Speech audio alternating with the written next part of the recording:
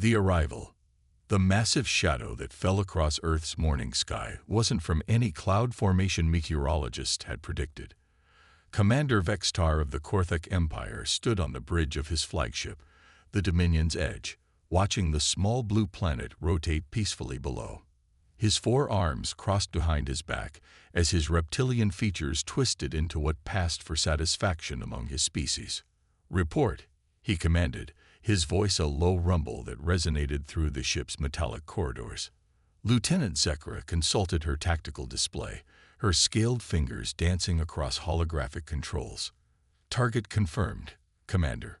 Third planet of the Sol system. Population approximately 8.2 billion.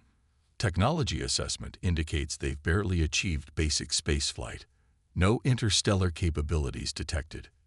Their most advanced weapons appear to be crude nuclear devices." Vextar's mandibles clicked approvingly.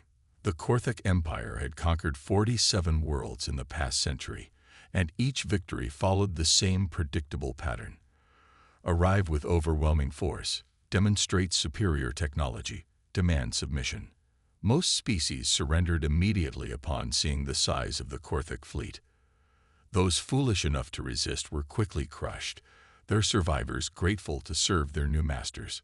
"Perfect," Vextar growled. "Another primitive world to add to our labor force. Open communications to all their frequencies." The transmission cut through every signal on Earth simultaneously. Television broadcasts flickered to static, radio stations fell silent, and internet connections redirected to display Vextar's imposing figure. His translator converted his words into every human language as he delivered his ultimatum. "Inhabitants of Earth," his voice boomed across billions of devices, "I am Commander Vextar of the Korthik Empire. Your world has been selected for integration into our domain. You have one planetary rotation to surrender unconditionally. Your governments will transfer all authority to our representatives. Your military forces will stand down immediately. Your population will be relocated to designated work zones where you will serve the Empire's needs." The message continued with cold efficiency, detailing the logistics of surrender, the consequences of resistance, and the locations where human leaders should report for processing. As the transmission ended, Vextar settled back in his command throne, already planning the next phase of the conquest. 3 floors below the United Nations building in New York, Maria Santos paused her evening cleaning routine to watch the broadcast on her phone. The 58-year-old woman had worked as a janitor in the building for 15 years, invisible to the diplomats and officials who hurried past her daily. Her calloused hands, weathered from decades of honest work, reached behind a maintenance panel marked with faded electrical warnings. Her palm pressed against a hidden scanner that should not have existed in a janitor's closet. "Phoenix Protocol activation," she whispered in Spanish-accented English. The scanner hummed softly before responding in a synthesized voice. "Confirmed. Admiral Santos, Maria. Authorization level Omega. Initiating global awakening sequence." Similar scenes unfolded across the globe with careful precision. In Detroit, auto mechanic James Chen closed his shop and descended into his basement, where walls lined with vintage car posters slid away to reveal quantum communication arrays humming with power. In Lagos, librarian Dr. Amara Okafor finished cataloging returns before activating transmitters hidden within seemingly ordinary book spines. In Moscow, taxi driver Viktor Petrov pulled over and began entering coordinates into what appeared to be a standard GPS unit, but was actually a tactical command interface. Ordinary people living carefully ordinary lives, all receiving the same priority message on devices that officially didn't exist. Phoenix Rising. All stations activate. The masquerade ends now. Back on the Dominion's edge, Vextar grew increasingly irritated as hours passed without response from Earth's governments. His tactical displays showed the expected chaos of primitive civilizations faced with superior force. Emergency sessions convened, military forces mobilized, and frantic communications flew between world leaders. Everything proceeded exactly as anticipated. "Commander," his weapons officer reported, Shall we provide a demonstration? Their silence suggests they require motivation. Excellent suggestion, Vextar replied. Target their largest population center. We'll vaporize one of their cities. That should expedite negotiations. The ship's primary weapon array swiveled toward Earth, energy coursing through containment fields that barely held the destructive power building within. Antimatter particles accelerated to near-light speed, ready to reduce New York City to superheated plasma. Fire, Vextar ordered with casual indifference. The lance of pure destruction screamed through Earth's atmosphere, its passage ionizing air molecules and creating a tunnel of brilliant light visible from orbit. Every sensor on the Korthek fleet tracked its trajectory toward the densely populated target. The beam struck and simply vanished. Not deflected, not absorbed, gone, as if it had never existed. On the flagship's bridge, alarm systems shrieked. Tactical displays flickered with readings that defied comprehension. The weapons officer's voice cracked with disbelief. Commander, unknown energy signature detected. The primitives have. They have. Maria Santos stood in the UN building's main assembly hall, no longer stooped with the weight of years spent in disguise. Her janitor's uniform had been replaced by an admiral's dress uniform that looked as if it had been waiting decades for this moment. Behind her, the hall's eastern wall slid away to reveal a command center that would make the Pentagon's Situation Room look primitive by comparison. Holographic displays showed the positions of every Korthak vessel in the solar system. Defense grids that had been hidden for 50 years emerged from beneath Earth's surface, their energy signatures painting space with sensor returns that challenged the aliens' understanding of physics. All Phoenix stations, this is Admiral Santos, she announced, her voice carrying across encrypted channels to awakening agents worldwide. Our guests have failed to show proper manners. Time to remind them that appearances can be deceiving. The moon began to crack open. What the Korthaks had assumed was a natural satellite revealed its true nature as massive sections of lunar rock peeled away like an enormous eggshell. Beneath lay not more stone, but gleaming metal and crystalline structures that seemed to bend light around themselves. Weapon emplacements the size of mountains emerged from hidden chambers, their targeting arrays locking onto every Korthak ship in the system with mathematical precision. Commander Vextar stared at his displays in growing horror. The primitive world below wasn't showing cities and farmlands anymore. Holographic projections that had fooled his sensors for 3 days were dropping away, revealing a technological civilization that defied everything in the Korthak databases. Crystalline spires pierced the clouds. Floating platforms existed partially in other dimensions, and energy signatures registered beyond his instrument's ability to measure.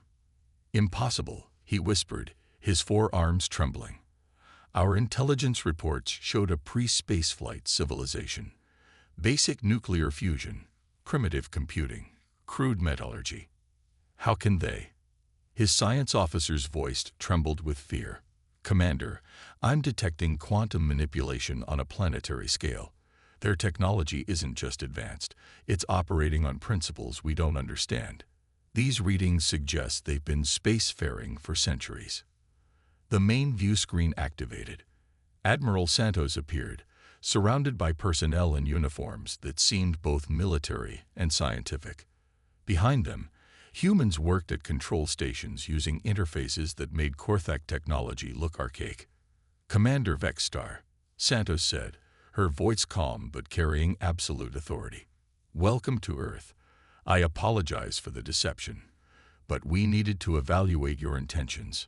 Vextar's mandibles clicked furiously. You dare. Your species was classified as primitive. Our sensors, our intelligence networks, showed you exactly what we wanted them to see. Santos interrupted. Humanity learned long ago that the galaxy contains species like yours, bullies who prey on those they perceive as weak. So we decided to appear weak while we prepared for the day when subterfuge would no longer serve our purposes. She leaned forward slightly, her expression growing more serious. 47 years ago, your empire's probe crashed in the Sahara Desert. We recovered every component, reverse-engineered your technology, learned your languages, and studied your culture. We've been watching you conquer world after world, enslaving species that couldn't defend themselves. The lunar weapon arrays achieved target lock simultaneously. Every Korthek vessel found itself painted by targeting beams that somehow bypassed their shields to illuminate their hulls directly. Your ships are now held in gravitational fields of our own design, Santos continued. Your weapons are offline, your communication arrays are jammed, and your crews are unharmed, but completely at our mercy. Vextar's entire worldview crumbled as he processed the magnitude of his miscalculation. His species had built an empire on the assumption that technological superiority guaranteed victory. Now they faced a civilization that had turned deception into an art form. What do you want? He managed to ask. Information, Santos replied grimly. You see, Commander, we know why the mighty Korthek Empire is suddenly expanding so aggressively. We know about the real reason you're conquering worlds so far from your home territory. The name she spoke next hit Vextar like a physical blow. The Void Hunters. The revelation. The mention of humanity's most carefully guarded secret sent shockwaves through the Korthek bridge crew. Vextar's reptilian features went pale, his forearms gripping his command throne as if it were the only thing keeping him upright. How could you possibly know about them? He whispered, his usual commanding presence cracking like brittle stone. Admiral Santos' expression softened slightly, though her voice remained firm. Because they're not just coming for you, Commander.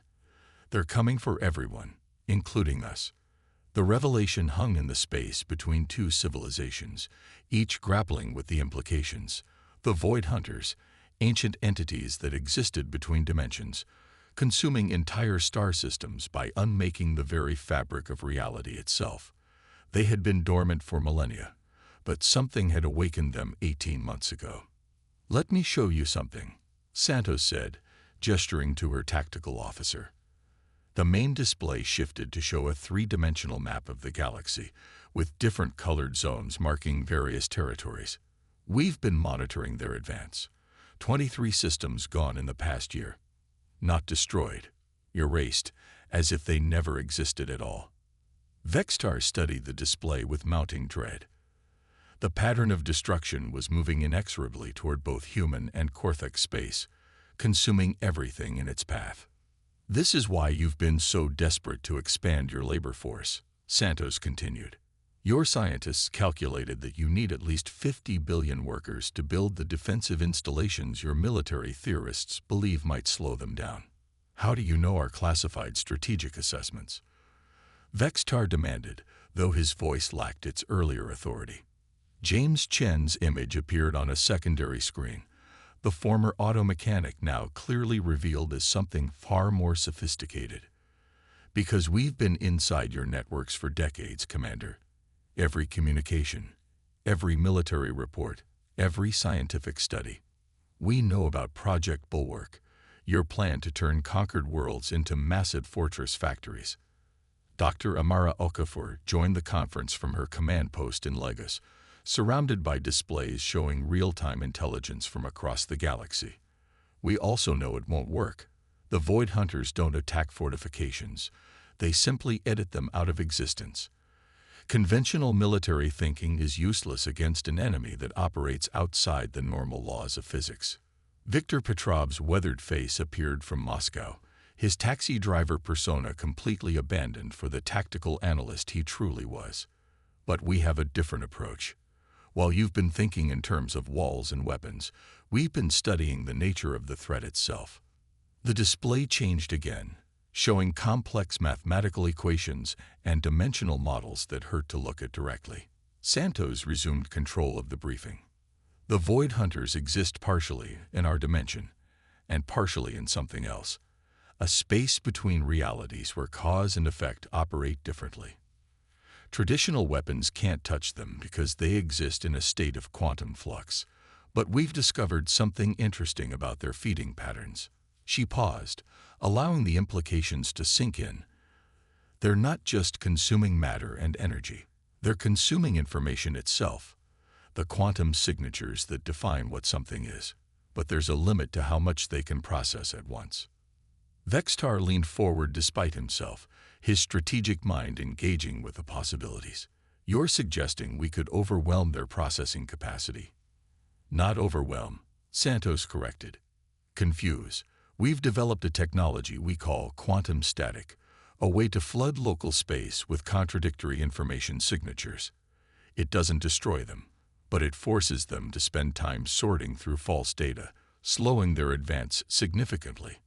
The Korthik commander's scientific training warred with his military instincts. Why are you telling us this? We came here to conquer your world. Because, Maria Santos said simply, survival trumps pride. And because 47 years of observation has taught us something important about your species. Another display activated, showing historical records of Korthik conquests.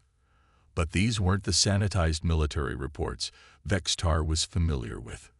They showed occupied worlds where Korthak administrators had built schools, hospitals, and infrastructure. Conquered populations living not as slaves, but as protected citizens of a larger empire. You're not monsters, Santos observed. You're terrified. Your entire civilization is built around the concept of strength through unity, of bringing order to chaos. The Void Hunters represent ultimate chaos, entropy given consciousness and purpose. So you've been trying to gather enough resources to build a wall between them and everything you've sworn to protect. James Chen's voice carried a note of professional respect. It's actually a sound strategy if you had unlimited time and resources. But you don't, and neither do we. Dr. Okafor brought up new data streams. Our analysis suggests the hunters will reach the outer systems of both our territories within 14 months. Neither of us can prepare adequate defenses alone in that time frame. But together, Viktor Petrov added, we might have a chance. The bridge of the Dominion's edge fell silent as Vextar processed this unprecedented situation. His entire species' military doctrine was built on the assumption of their own superiority. Now he faced a civilization that had not only matched their technology, but had done so while maintaining the illusion of primitiveness. What exactly are you proposing? He asked finally. Santos smiled for the first time since the conversation began. An alliance. Your empire has the industrial capacity and raw materials we need. We have the theoretical knowledge and some very unconventional approaches to the problem. Together, we can deploy quantum static generators across a defensive perimeter that might actually slow the hunters long enough to find a permanent solution. And if we refuse? Then in 14 months, we'll all be deleted from existence, Santos replied matter-of-factly. Your choice, Commander. Vextar was quiet for a long moment, his tactical displays showing the positions of his immobilized fleet. Earth's hidden defenses held every advantage. Yet these humans were offering partnership instead of demanding surrender. There will be political complications, he said slowly. My government won't easily accept that a supposedly primitive species has technological parity with our empire. Then don't tell them, Maria Santos suggested with a slight grin.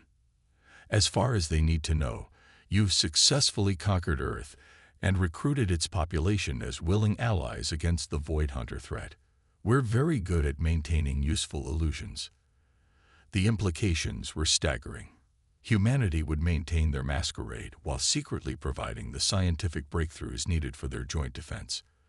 The Korthik Empire would contribute their vast manufacturing capabilities while believing they were still the dominant partner. My fleet? Vextar asked. Will be escorted to the designated coordinates where your crews can begin working with our technical teams, Santos replied. We've prepared facilities that will maintain the appearance of human subjugation while allowing for true collaboration. As if to demonstrate their capabilities, the gravitational fields holding the Korthik ships began to release them in carefully controlled sequences. Weapons remained offline, but life support and navigation systems came back online, along with carefully filtered communication channels. Admiral Santos, Vextar said formally, on behalf of the Korthik Empire, I accept your alliance proposal, though I suspect history will remember this day very differently than either of our peoples initially believed. Santos nodded. History is written by the survivors. Commander, let's make sure there are some left to do the writing. As the two fleets began their careful coordination, hidden across Earth, ordinary people returned to their ordinary lives. The janitor resumed her cleaning. The mechanic reopened his garage. The librarian continued cataloging books, and the taxi driver picked up his next fare. But in the depths of space, an ancient hunger stirred. Sensing the unusual quantum disturbances around a small blue planet, the Void Hunters had noticed Earth, and time was running shorter than anyone realized. The real war was just beginning.